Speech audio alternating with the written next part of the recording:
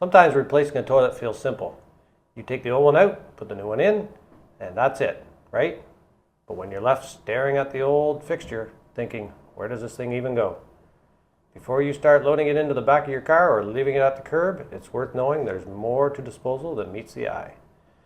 I'm Greg, and beside me is Curtis, a career plumber at Mr. Rooter, and welcome to Root of the Problem. So Kurt, why is there an extra charge for removing and disposing of an old toilet?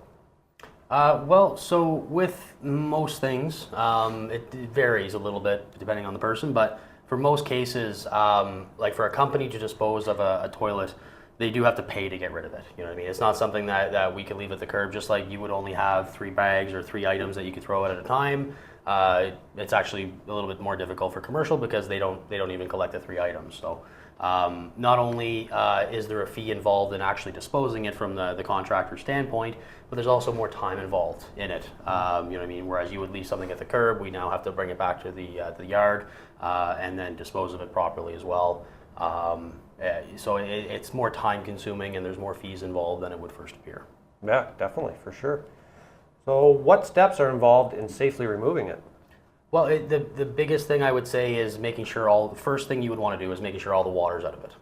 So one problem that people run into when they're taking a toilet off is they don't fully empty the water out of both the bowl and the tank with a shop vac, and then in transportation they end up leaking a whole bunch of water on flooring, the carpet or whatever the case may be, that could end up damaging it.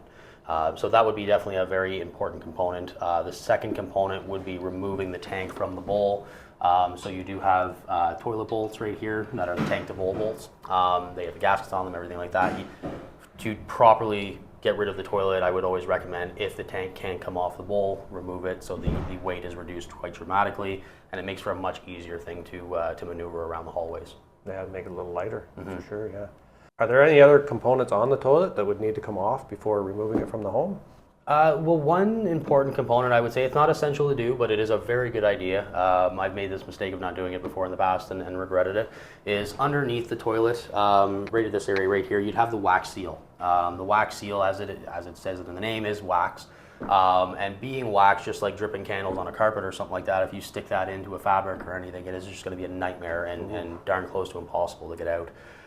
So it's always the best recommendation is to kind of tip the toilet on its side after you remove the tank, and then use something like a paint scraper or a flat tool, a screwdriver of some sort, to kind of scrape off that wax, so that if it does, you lose your balance, something happens, you end up needing to put that toilet down, you're not sticking it, you know what I mean, into an area where you're going to make a big mess.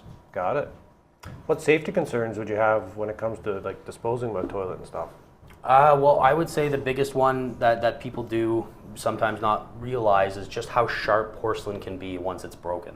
I have many scars on my arms and all that from accidentally breaking a toilet or something like that. I've had many, you know what I mean, co-workers have quite big, you know what I mean, even to the point of needing stitches from a toilet smashing. So, you know what I mean, some people think, oh, I can't get the toilet bolts off, I'll just smash that porcelain out and get it out that way, where when you hit that thing, it's so hard and gets so sharp that you're creating almost like a bit of a bomb of shrapnel that comes out of there. So yeah. While you're working on a toilet, it's very important to wear safety gloves, wear safety glasses, just for if something does break and crack and send pieces of porcelain at you. But always a good idea to avoid breaking the porcelain at any point throughout the process. Got it. Well, Curtis, that's all the questions I had for today. Thank you for joining me. Visit us at mrrooter.ca/Ottawa or give us a call to book your service today. If you found this video helpful, give us a like and subscribe. Catch you on the next one.